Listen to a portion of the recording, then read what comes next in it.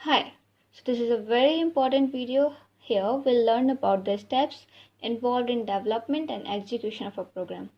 So we are going to use these steps whenever we'll be writing any program. So let us see. So the first step is editing. The second one is compiling, and then linking library, and then loading, and then execution. So let us pick the first one. See, editing means typing the program. So where do you type the program? So you can type it in any editor.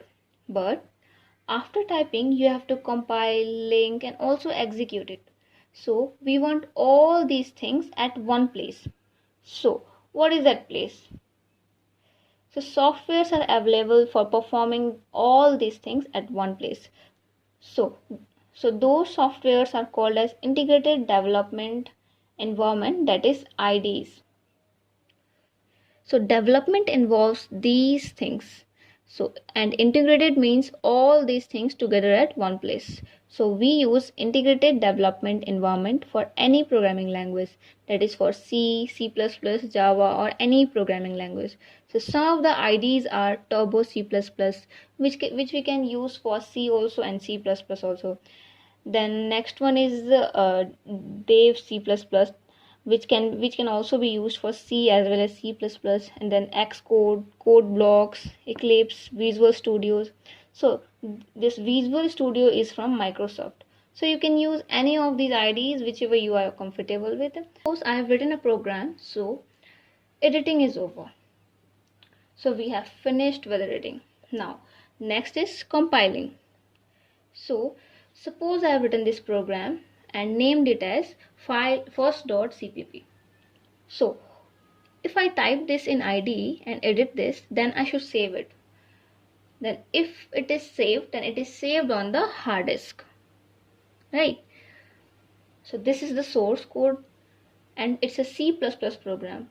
So what I have to do next? Obviously it's compiling.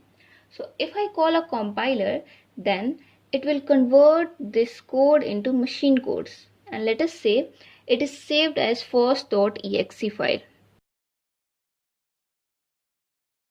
Now how this first.exe file will look like? So it will look like this will be the max function.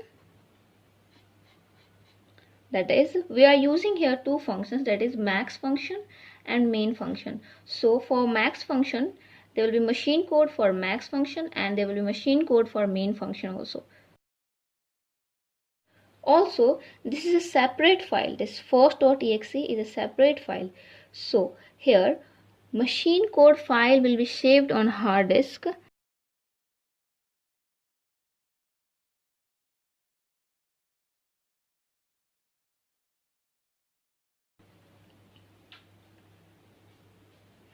So this is a separate file and it will be saved on the hard disk. That is generated. So who generated this file? Obviously compiler generated this file. That is, compiler will convert the source code, that is first.cpp file, into machine code, that is first.exe file, if and only if there are no errors in the source code. So if there is any error in the source code, then it will be highlighted and ask you to remove them. So if you have removed them perfectly, then you get that file, first.exe file or .exe file. Now compilation is also over. Now next thing, this is done along with compilation only. So this thing is linking of library. So what is this? See, for writing programs, we need lots of things that are actually available inside the language. So language provides some built-in codes that makes easy for us to understand or to write a program. So if that built-in code is not there, then we have to do lots of works for even doing a smaller task, like one of the thing is reading something from the keyboard or printing something on the monitor or saving something in a file or calculating some mathematical operations like cos theta, sin theta, log, and so on. So for various operations, built-in functions or classes are available in C++ that are available in header files. So this is the header file we include, and supporting with this one, there is a library file which is readily available for machine codes also. Let me show you here in this program. See, all these are my own. That is, I have defined them. Then, what is this? The cout, std cout. See, this is a built-in object that is available for C++ and is useful for printing. So if you look inside the main function, then this is the max function. So where is max? Here is max.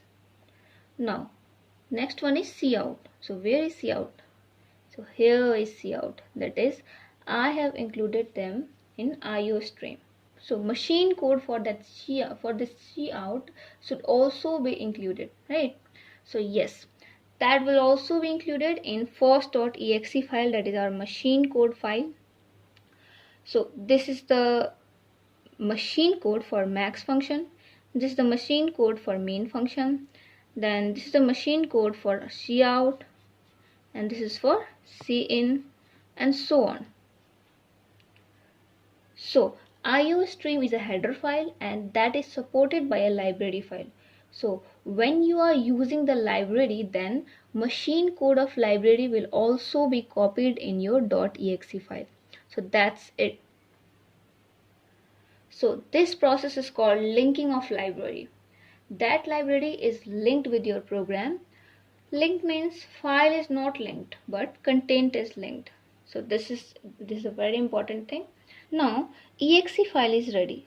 So till here development work is done. Now I want to run the program. So for running the program, first of all this exe file should be brought in the memory. I've been telling you this in the previous videos also, that for running a program it should be brought inside the main memory. So we'll study this main memory a little bit. See, this is the main memory which is divided into 3 logical sections. So one is code section, another is stack, and this middle one is heap. So let us see how it will run. So for running the program, this machine code have to be brought inside the main memory. So which area? Obviously this code section area. The machine code will be brought in the code section area. So all this machine code will be copied into code section area, that is max machine code for max, then machine code for main function, and so on.